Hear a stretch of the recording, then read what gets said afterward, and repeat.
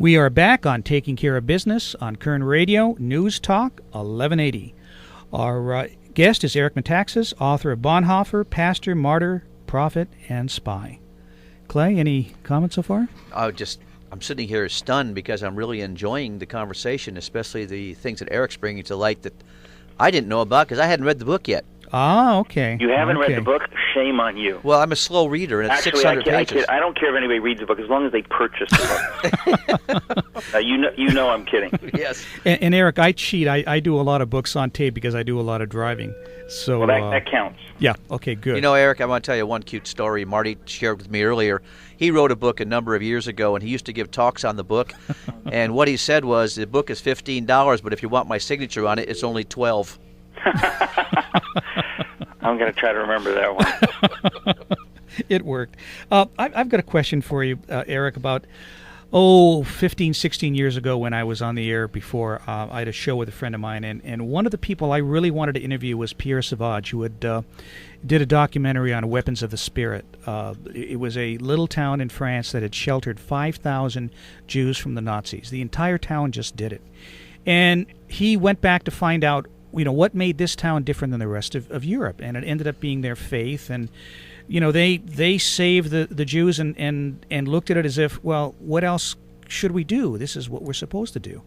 So in the course of the interview, I asked Pierre, I said, kind of offhandedly, I said, well, of course you would do the same thing if the situation was reversed here in America. And he said, I'm not sure I would, because I don't do the little things that, you would have to do before you would think you would do a big thing like that. I don't take care of homeless people. I don't, invite someone to Thanksgiving dinner or to a holiday dinner.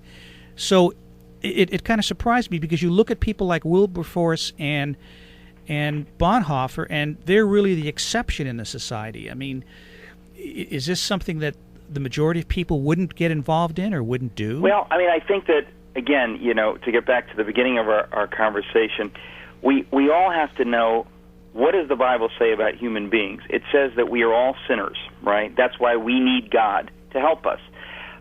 So the idea that anybody would say, I know I would do that, that person is a fool, because chances are you wouldn't do that. Just like everybody says, well, if I was alive during the time of Christ, I wouldn't have been one of the ones shouting, crucify him. I would have been one of the heroes. Oh, really? Even his best friends said, I don't know that guy. So the fact of the matter is that if you want a really candid assessment of human beings, we have to understand that apart from God's grace, we are all stinkers. We're going to do the wrong thing. And if you were alive in Nazi Germany, you probably would do the wrong thing. On the other hand, it's not God's will that we do the wrong thing, and He is actively trying to reach us, to make us people like Bonhoeffer and Wilberforce, who stand against the tide and who do the right thing. But we have to acknowledge that that's only possible with Him, that it doesn't come out of our own goodness, because we don't have a lot of goodness. When push comes to shove, we're going to do what's in our self-interest unless God gets involved. And so Bonhoeffer, to me, he is the ultimate example of somebody to inspire us, not so that we read it and go, I don't think I would do that. He's really great, but he just makes me feel bad about how crummy I am. On the contrary, God wants to use these stories, these true stories, to inspire us and to say, you know what?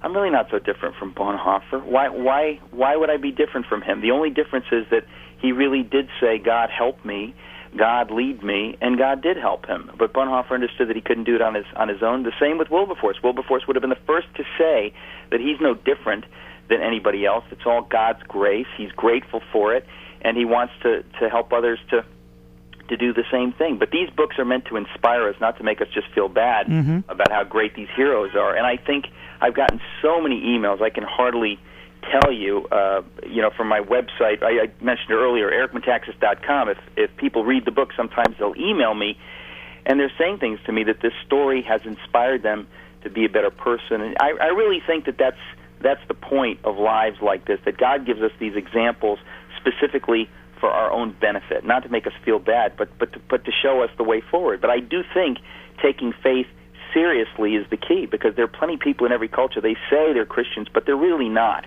They go to church, but that doesn't really make them serious about their faith. That to me, if you want to say what my book is really about and what Bonhoeffer is about, it's the difference between what some would call dead religion, just kind of going through the motions, and the difference between really being serious and having a personal relationship with this God who wants to lead us to be who He created us to be, which is, a heck of a lot more than just somebody who punches the clock and goes through the motions and then dies, and there's nothing after that. That's not the life that God calls us to.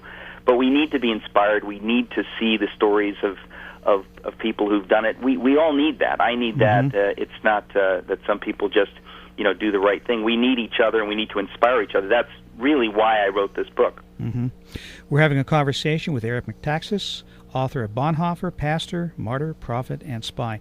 Eric, I could do a 4-hour interview with you with no problem at all, but one thing I wanted to cover in the last 4 or 5 minutes we have left is one of the interesting things in the book to me actually two things were interesting. One was how many people really were involved in trying to stop Hitler. I didn't realize there were that many people in Germany, in authority. But more important than that to me at this stage of the game is the response Bonhoeffer had to the black church in America was absolutely amazing to me.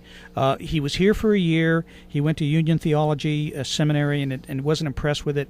Talk a little bit about his experience in Harlem and the black church. Well, it gets to what we were just talking about. Bonhoeffer had, he'd been in these Lutheran circles, he'd been in church circles, he'd been in seminaries or whatever, and he comes to New York, and he sees a lot of this, people going through the motions, just religion, which is kind of like, business as usual. It doesn't seem to really affect people's lives very much. And then he goes to this African-American church in Harlem called Abyssinian Baptist Church, and what he sees for the first time in his life, he sees people who really seem to take this seriously. Their worship is full of passion. They're singing. They're singing these Negro spirituals, as Bonhoeffer says, and it's clearly real. They're not just going through the motions. They're not just saying, well, this is what I do on Sunday morning. This is about their whole lives. That God really gives them hope. He is their hope, and he sees this, and he's so moved by it. He says, I'm going to go back there every Sunday that I'm in New York City. Now imagine this blonde, bespectacled Berlin academic going up to Harlem to worship in an African-American church every Sunday, not just to worship, but actually to get involved in the lives of the people there. He taught Sunday school in the 1930s. Baptist Church. Yeah. He'd never seen Christian faith that was this real, and it captured him, and let's face it, the rest of his life was different because of that. He stood up to the Nazis in part, I think, because his faith blossomed. I mean, he was a Christian before that, but this just did something that made it much more real to him. The other thing that I thought was interesting about his experience in Harlem was, he looked at Germany at that time, because this is pre-Hitler by about, 6 months to a year. Germany seemed like the enlightened country. They didn't have an issue like the racial issue America. Yeah, can you imagine? Yeah, I write about that in the book because I just thought it was so ironic that here he is. He's horrified at the racism he sees in America. Absolutely horrified. His brother was also horrified. His brother had been here studying physics in Chicago, and they were both horrified at this race issue.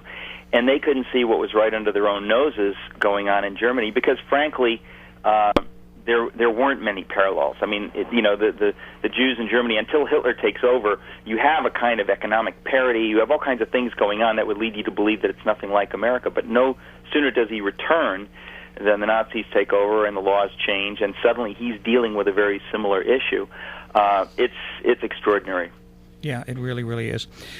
Before we go, I want to talk about your speaking engagements here in Southern California.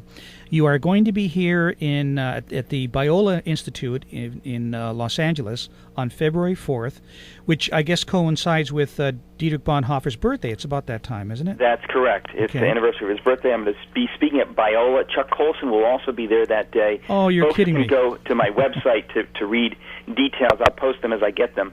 But yes, I will be there, and I'll be at Fuller Seminary a little bit later in the spring as well. But all those details are on my website, ericmetaxas.com, and I'd love folks to come out. And Fuller Seminary, you'll be there May 5th to May 7th, and that's in Pasadena for people that aren't familiar with the seminary.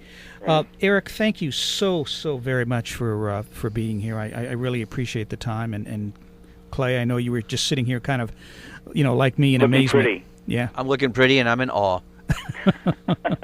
I highly recommend Amazing Grace and the book Bonhoeffer, Pastor, Martyr, Prophet, and Spy, and it is available as an Audible book as well, and it's a pretty long book, but I highly recommend it, and also Eric's website. And again, Eric, thank you for being here. That's it for us on Taking Care of Business on Kern Radio Newstalk 1180.